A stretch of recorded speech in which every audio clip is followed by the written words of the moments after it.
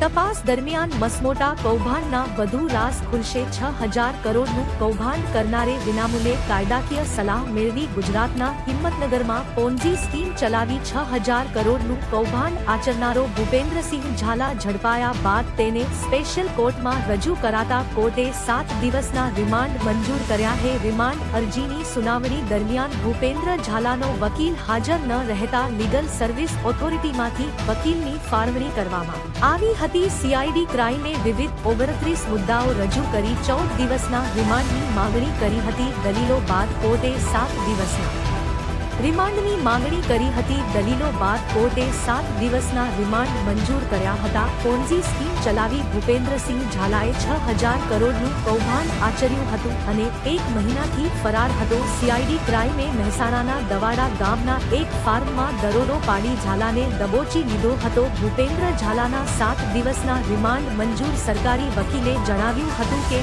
અલગ અલગ 18 શાખાઓમાં રોકાણ કરવામાં આવ્યું હતું। તે નાણાંથી કઈ મિલકત કોના નામે ખરીદવામાં આવી તેની તપાસ કરવાની બાકી છે। ભૂપેન્દ્રસિંહે જે 8 કંપનીઓ બનાવી હતી તેના હિસાબોની તપાસ કરવાની પણ બાકી છે। એક જ શાખામાંથી 52 કરોડ રૂપિયાના ચોપડા મળ્યા છે તે નાણાં રિકવર કરવાના બાકી છે। ભૂપેન્દ્રસિંહ ઝાલા 10 કરોડ રૂપિયાની કારનો કાફલો ધરાવતો હતો। આ કારના પૈસા ક્યાંથી આવ્યા, કાર કોના નામની ખરીદવામાં આવી, ભૂપેન્દ્ર 1 મહિનાથી ફરાર હતો, તે કઈ જગ્યાએ રોકાયો અને તેને સંતાવા માટે કોણે મદદ કરી તેની તપાસ કરવાની બાકી છે। ભૂપેન્દ્રસિંહ દ્વારા 1 વર્ષ દરમિયાન 17 મિલકતો ખરીદવામાં આવી છે। આ સિવાય ગુજરાત બહાર કેટલી મિલકતો ખરીદવામાં આવી છે તેની તપાસ કરવાની પણ બાકી હોવાની રજૂઆત કરવામાં આવી હતી। કોર્ટ દ્વારા 7 દિવસના રિમાન્ડ મંજૂર કરાયા હતા। વકીલ હાજર ન રહેલા લીગલ એડ તરફથી વકીલ ફાળવાયા। ભૂપેન્દ્રસિંહ ઝાલાને સ્પેશિયલ કોર્ટમાં રિમાન્ડની માંગણી સાથે રજૂ કરવામાં આવ્યો હતો પરંતુ તેમના તરફથી કોઈ વકીલ રોકવામાં ન આવતા બંધારણીય જોગવાઈ મુજબ લીગલ એડ તરફથી ભૂપેન્દ્રસિંહને વકીલ ફાળવવામાં આવ્યા હતા